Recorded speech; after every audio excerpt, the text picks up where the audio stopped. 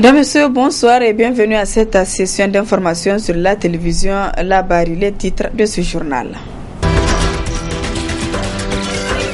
L'opposition parlementaire et Hamamadou ont adressé une requête à la Cour constitutionnelle relativement aux articles 9 et 84 de la Constitution.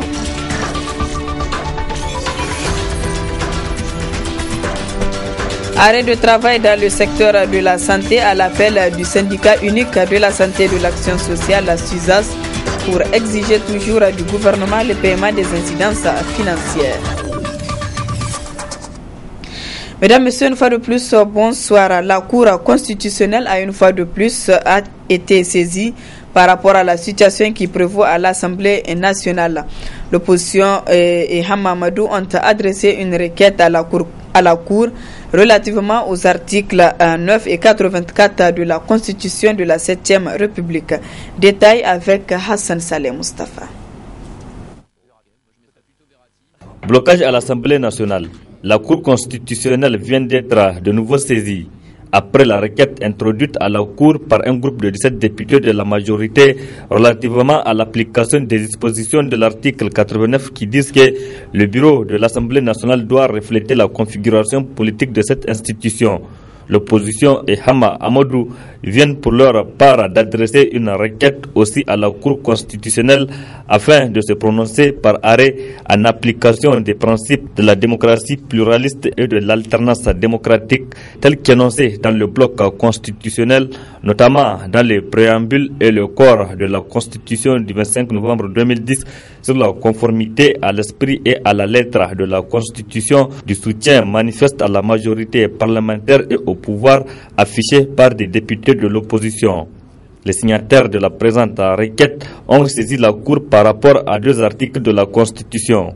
Article 9 qui stipule que dans le cadre de la liberté d'association reconnue et garantie par la présente Constitution, les partis politiques, syndicats, ONG, bref, se forment et exercent leurs activités librement dans le respect des lois et règlements en vigueur. Et article 84 qui parle des modalités du scrutin ainsi que les conditions dans lesquelles il y a lieu d'organiser de nouvelles élections en cas de vacance de siège de députés. Dans leur correspondance, les requérants disent, je cite, on assiste depuis quelques mois à l'appartenance mixte de députés à l'opposition et à la majorité dans la même législature.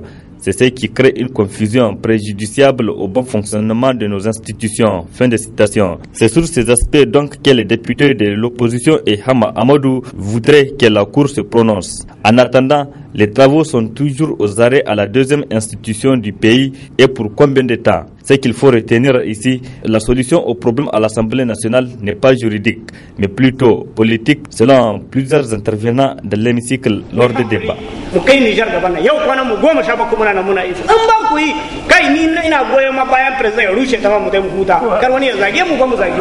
Le syndicat unique de la santé et de l'action sociale, SUSAS, est en mouvement depuis ce matin. Il observe une grève de 48 heures, la deuxième du genre, pour exiger du gouvernement la prise en compte de ces militants dans le paiement des incidences financières. Reportage Asmana China et Cheibou Guisson.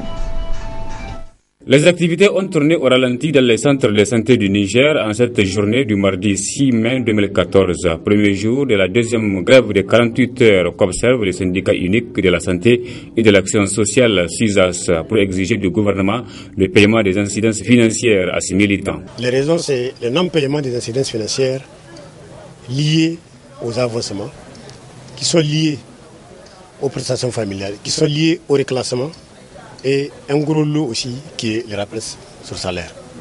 Et tout se résume au non-paiement des dettes que nous avons sur l'État. L'État devrait nous payer nos arriérés, il ne l'a pas fait et nous avons constaté qu'il y a même un mépris, il y a une négligence par rapport au traitement du dossier pour les agents de santé. Regardez bien, en expliquant ou en illustrant les faits, vous allez comprendre qu'effectivement, nous avons été trop patients. Nous avons été trop patients et nous avons pensé que la patience aussi, elle a sa limite. Quand les listes sortaient de manière insignifiante, on a quelques agents de santé. Malheureusement, quand d'autres listes sont sorties, il n'y a aucun agent de santé. Pour le CISAS, le blocage se situe au niveau du ministère des Finances. Nous avons dit qu'il faut que ce régime, il faut que ce gouvernement, en tout cas, fasse un coup de cloche sur la tête du ministère des Finances, parce que le plus près c'est là-bas.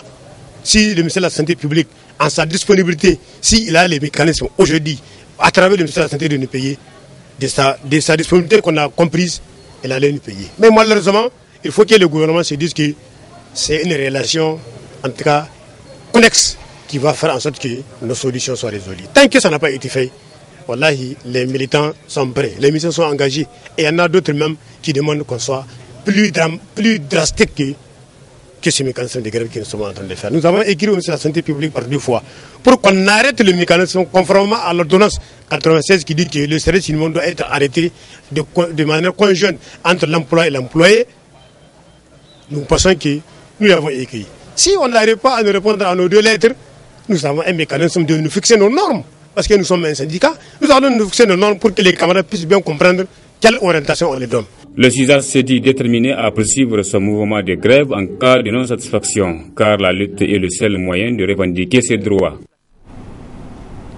Et puis cette information qui vient de nous parvenir de la présidence de la République sur décret numéro 2014-338/PRN/MDN du 5 mai 2014 mettant fin à la position du service détaché d'un officier des forces armées nigériennes auprès du cabinet du président de l'Assemblée nationale. Ainsi, l'article 1er de ce décret met fin à la position de service détaché du colonel Soumaïla Abdoura Karimou, matricule OA/SM, officier supérieur des forces armées nigériennes auprès du cabinet du président de l'Assemblée nationale en qualité d'aide de camp pour compter du 5 mai 2014. Signé le président de la République Issoufou Mahamadou, le premier ministre Birji Rafini, le ministre de la Défense nationale Karijo Mamadou et le secrétaire général du gouvernement Gandou Zakara. Autre grève en perspective toujours dans le secteur de la santé, c'est celle du syndicat des pharmaciens, médecins, chirurgiens, dentistes Saint-Famed. Un arrêt de travail pour exiger également du gouvernement le paiement des rappels et des incidences financières liées aux avancements et reclassements et le règlement définitif de la question de la bonification des médecins spécialistes. Précision avec le secrétaire général adjoint du Saint-Famed, Dr Maman Sani. Pas sans savoir par rapport à ces deuxièmes points qu'au Niger, un médecin généraliste et un médecin spécialiste sont pratiquement traités en fait au même niveau. Donc nous avons estimé que ça, ce n'est pas une situation de nature à encourager, de nature à motiver et à inciter, n'est-ce pas, les médecins qui ont évidemment décidé d'aller se spécialiser et d'être au service effectivement de la nation, vu la pénurie, le manque qu'il y a de médecins spécialistes dans ces pays. En tout cas, les textes où le gouvernement du Niger n'a pas prévu quelque chose, en tout cas pour ceux qui sont partis faire 5 ans, 6 ans, pour d'autres en tout cas après le doctorat pour se spécialiser. Donc c'est pour cette raison que nous avons dit que, en tout cas, il faut que les autorités voient comment est-ce qu'ils peuvent effectivement octroyer quelque chose, n'est-ce pas, en guise de la spécialisation que les uns et les autres ont eu à faire. Ça va permettre effectivement à ceux qui sont déjà spécialistes d'être motivés pour bien faire leur travail et aussi inciter, n'est-ce pas, les autres qui ne sont pas spécialistes, qui sont des généralistes, à aller se spécialiser pour combler effectivement le besoin qu'il y a en termes de médecins spécialistes dans notre pays, qui est un pays en voie de développement. Et tout le monde sait que la question de la santé, c'est une question qui est, n'est-ce pas, prioritaire, primordiale, en tout cas pour tout pays qui aspire à un développement. C'est notre deuxième série de grèves. Nous avons observé le mois passé une grève avec service minimum. Nous avons constaté que les autorités n'ont pas en fait daigné accorder une importance à nos revendications parce qu'ils n'ont pas en réalité voulu régler ces problèmes. En tout cas, nous observons en tout cas pour cette fois aussi une grève avec service minimum parce que tout simplement la population, c'est elle qui va souffrir. Donc nous allons assurer les services minimum.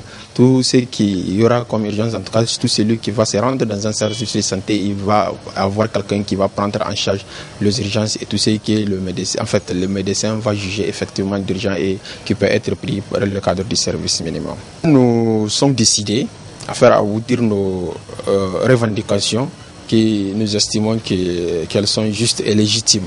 Si en tout cas à la fin de cette grève, les autorités encore ne résolvent pas ce problème, nous estimons que nous allons effectivement encore adopter une autre stratégie de lutte. Nous allons en tout cas continuer jusqu'à ce que nous ayons gain de cause. Parce que c'est pas aujourd'hui. Nous avons estimé que nous avons des partenaires qui peuvent avoir, n'est-ce pas, pitié de la population nigérienne. Nous avons tout fait pour éviter cette grève parce que nous savons qu'une grève dans un secteur si sensible comme celui de la santé, c'est une grève que la population va beaucoup ressentir. Ce n'est pas de gaieté de cœur que nous partons en grève, mais nous estimons que nous sommes dos au mur. Les autorités, en tout cas, nous avons fait plus d'un an pour certaines questions, pendant des années pour d'autres, surtout la deuxième question, mais les autorités, en tout cas, n'ont pas voulu accorder une oreille attentive. Eh bien, nous sommes obligés d'aller en grève. Suite aux violentes manifestations organisées ces 2 dernières semaines par les scolaires, la ministre des Enseignements secondaires a tenu un point de presse hier. Objectif, appeler les élèves à plus de responsabilité et demander aux acteurs éducatifs de faire preuve de sacrifice pour la bonne marche de l'école. Un extrait du point de presse de la ministre des Enseignements secondaires, Madame Betty Achetoumani, avant de la retrouver en partie magazine de ce journal. Depuis l'installation des autorités de la 7e République, la capacité d'accueil des établissements a été renforcée, tant du point de vue des infrastructures, des encadreurs que des fournitures et matériel didactique. Mieux, l'élaboration du programme sectoriel de l'éducation et de la formation PESEF a permis de recadrer le développement du système éducatif nigérien dans le cadre d'une vision holistique. En ce qui concerne l'enseignement secondaire, plus spécifiquement les résultats obtenus durant ces 3 dernières années se déclinent comme suit. Dans le domaine des infrastructures scolaires, 807 salles de classe construites et réceptionnées, comparativement à 3000 classes construites au niveau de l'enseignement primaire dans les 10 ans du précédent gouvernement. 974 salles de classe en cours de construction, toujours au niveau du secondaire, plus de 4000 tables bancs confectionnées, 5000 tables bancs mises à disposition au niveau de Niamey et bien d'autres tables qui sont en voie de réfection au niveau des autres régions. 25 blocs de latrines, 13 bibliothèques construites, 6 murs de clôture et 10 blocs administratifs construits. Dans le cadre de la réhabilitation des infrastructures dégradées, il s'agit de 324 salles de classe, 10 blocs administratifs, 6 bibliothèques, 30 latrines et plus de 6000 tables bancs réparées. Les locaux de la Direction générale des douanes du Niger a servi de cadre hier après-midi à une cérémonie de remise de dons en matériel roulant. Un geste qui émane des autorités nigérianes d'un coût global de 250 millions de nos francs afin d'assister la douane nigérienne dans sa mission de contrôle des transactions transfrontalières. Le reportage de Adam Ousmana et Sadou Demi. 10 véhicules Hilux 4x4 flambant neufs. Telle est la nature du don gracieusement offert par la Direction générale des douanes nigérianes à sa consoeur du Niger. Une action qui vient concrétiser la volonté commune de ces services des 2 pays voisins et frères à œuvrer désormais main dans la main pour le bonheur de leur population. Ce geste est allé naturellement droit au cœur de l'ensemble du corps des douanes du Niger et du ministre de tutelle, qui a d'ailleurs témoigné de toute la gratitude des autorités de la 7e République à l'endroit de celle du Nigeria. La cérémonie qui nous réunit aujourd'hui représente, en vérité, une preuve concrète de la sincérité de nos amis et frères du Nigeria dans les différents engagements qu'ils ont pris. Excellence, Monsieur l'ambassadeur de la République fédérale du Nigeria au Niger, je souhaiterais que vous transmettiez à son Excellence, Monsieur le Président Goodluck Ebele Jonathan, au gouvernement et au peuple frère du Nigeria, les remerciements sincères de son Excellence, Monsieur Issou Mahamadou, Président de la République du Niger, chef de l'État, du gouvernement et du peuple nigérien, pour ces gestes de fraternité et de solidarité destiné à conforter les liens multiséculaires qui unissent les peuples de nos deux pays. Par ma voix, l'administration des douanes donne l'assurance qu'un bon usage sera fait de ce matériel arrivé à un moment où elle en a un grand besoin. Pour le diplomate nigérian accrédité au Niger, cela est la preuve palpable des liens historiques et séculaires qui lient les deux peuples et qu'ils entendent raffermir davantage.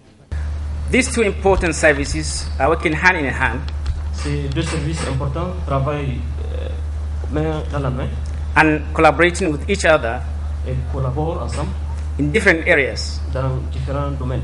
To improve economic activities of our people. Pour donc améliorer donc les activités économiques de nos populations.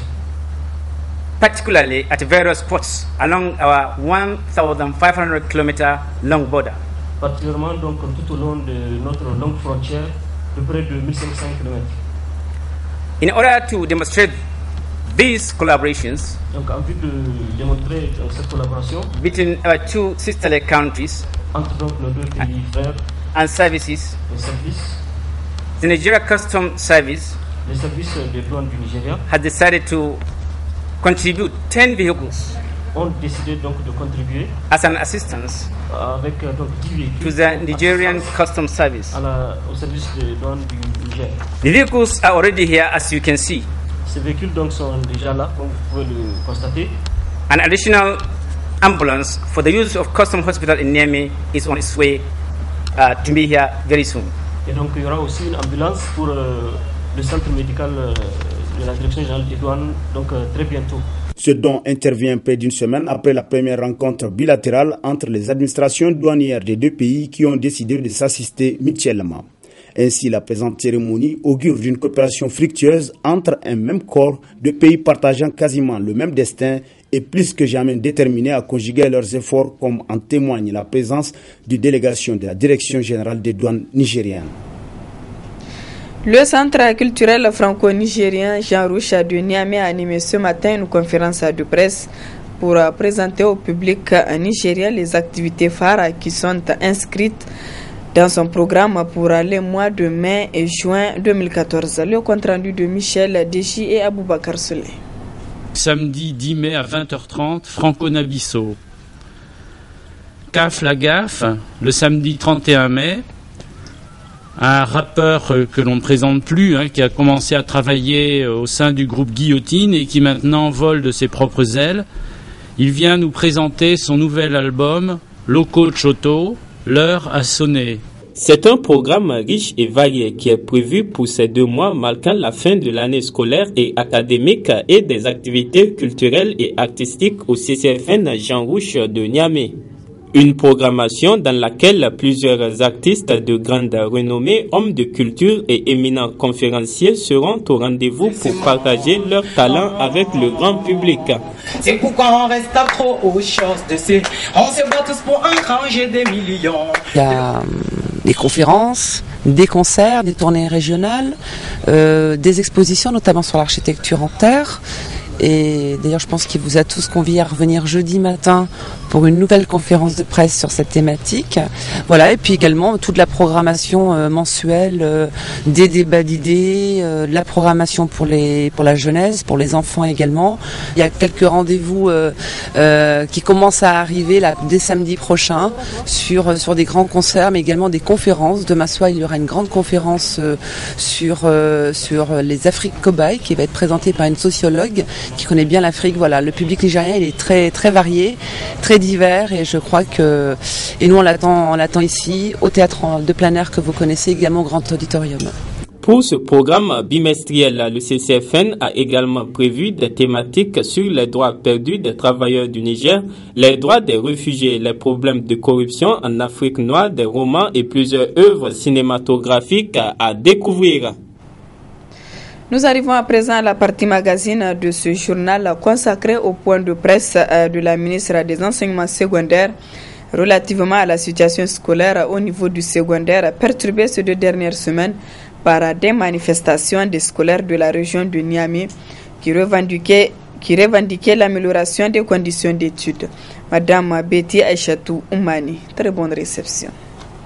Il y a de cela 3 ans, le président de la République chef de l'État, son Excellence El Hadji Issouf Mahamadou, a annoncé solennellement son intention de consacrer 25% du budget au secteur de l'éducation. Il entendait ainsi renforcer les efforts réalisés depuis le lancement de la première décennie de l'éducation en Afrique et plus particulièrement la mise en œuvre du programme décennal de développement de l'éducation PDDE. Il vous souviendra que les options stratégiques d'alors ont donné la priorité à l'enseignement primaire, confinant l'enseignement secondaire dans une précarité insupportable. Fort heureusement, les choix opérés dans le cadre du programme de renaissance du Niger permettent aujourd'hui de mieux faire face aux flux importants d'élèves qui franchissent les seuils de collèges et lycées. Ainsi, depuis l'installation des autorités de la 7e République, la capacité d'accueil des établissements a été renforcée, tant du point de vue des infrastructures, des encadreurs que des fournitures et matériel didactique. Mieux, l'élaboration du programme sectoriel de l'éducation et de la formation PESEF a permis de recadrer le développement du système éducatif nigérien dans le cadre d'une vision holistique. En ce qui concerne l'enseignement secondaire, plus spécifiquement les résultats obtenus durant ces 3 dernières années se déclinent comme suit. Dans le domaine des infrastructures scolaires, 807 salles de classe construites et réceptionnées, comparativement à 3000 classes construites au niveau de l'enseignement primaire dans les 10 ans du précédent gouvernement. 974 salles de classe en cours de construction, toujours au niveau du secondaire, plus de 4000 tables bancs confectionnées, 5000 tables bancs mises à disposition au niveau de Niamey et bien d'autres tables qui sont en voie de réfection au niveau des autres régions. 25 blocs de latrines, 13 bibliothèques construites, 6 murs de clôture et 10 blocs administratifs construits. Dans le cadre de la réhabilitation des infrastructures dégradées, il s'agit de 324 salles de classe, 10 blocs administratifs, 6 bibliothèques, 30 latrines et plus de 6000 tables bancs réparées. Dans le domaine de l'amélioration de la qualité des enseignements-apprentissages, 55 conseillers pédagogiques de l'enseignement secondaire ont été formés ou sont en cours de formation à l'ENES. Reprise de la formation des professeurs de collège à l'École normale supérieure de Niamey après 17 années d'interruption qui a permis la sortie de la première promotion de 142 professeurs en 2013 et de la deuxième promotion de 233 professeurs la semaine prochaine. 1349 enseignants contractuels et appelés des services civiques nationaux sans formation initiale ont été formés. 2607 enseignants formés en didactique de l'enseignement à travers les unités pédagogiques. 4 108 060 unités de fournitures scolaires et de matériel collectif acquis.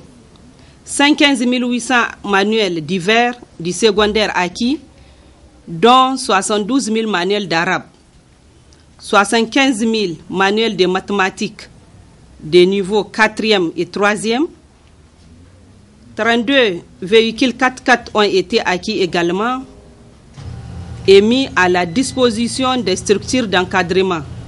Il s'agit des directions régionales et des directions départementales des enseignements secondaires. 68 cantines scolaires créées dans le but de maintenir les élèves des zones nomades et rurales et déshéritées. Il va sans dire que malgré toutes ces réalisations, les besoins sont encore très importants en raison du sous-financement dont j'ai parlé plus haut. Pour améliorer les conditions d'études et de travail des élèves et enseignants, mon département ministériel a programmé au titre de l'année 2013-2014 la construction et l'équipement de 1858 salles de classe en dur pour remplacer les classes paillotes, la construction et l'équipement de 10 nouveaux lycées d'enseignement général, la construction de 208 blocs de latrines à 2 compartiments, la construction de 13 bibliothèques scolaires, l'équipement de 8 laboratoires de collèges et lycées, le recrutement de 2450 enseignants, la formation de 80 inspecteurs pédagogiques et de 80 conseillers pédagogiques, toutes disciplines confondues. La formation en didactique de l'enseignement des enseignants de collèges et lycées à travers des unités pédagogiques. Mesdames et messieurs les journalistes, il me plaît de rappeler que le Forum national sur le système éducatif nigérien a identifié entre autres préoccupations celle du sous-secteur de l'enseignement secondaire. Les pistes de solutions proposées dans le plan de mise en œuvre et de suivi des recommandations sont l'opérationnalisation de la carte scolaire au secondaire, la redynamisation des unités pédagogiques et la création des inspections pédagogiques dans toutes les régions pour le suivi et l'encadrement des enseignants. La mise en place d'un dispositif fiable de gestion et de pilotage du système depuis l'établissement jusqu'au ministère. La multiplication des cantines scolaires dans des zones nomades et celles à risque. L'opérationnalisation des COGES à tous les niveaux pour un meilleur dialogue social dans le champ de l'enseignement secondaire. Le renforcement de la qualité des enseignements et apprentissages afin de rehausser les taux de réussite entre les classes et aux examens du BEPC et du baccalauréat. Pour que tous ces sacrifices soient rentabilisés et que les objectifs soient atteints, il est indispensable que les communautés s'approprient l'école. Malheureusement, les comportements observés ces derniers temps dans la capitale nous laissent perplexes. La question de la responsabilité des différents acteurs éducatifs se pose à tous les niveaux. Élèves, parents, administration scolaire, enseignants, forces de l'ordre et structures associatives du secteur ou de nom de l'éducation. C'est pour cela que je vais terminer mon propos liminaire avec un appel aux élèves de la région de Niamey et à leurs parents pour que la sérénité revienne à l'école. Les élèves ont tout intérêt à se concentrer sur leurs études en cette fin d'année scolaire au lieu de céder aux tentations que leur proposent certaines personnes dont les motivations tranchent avec l'esprit républicain.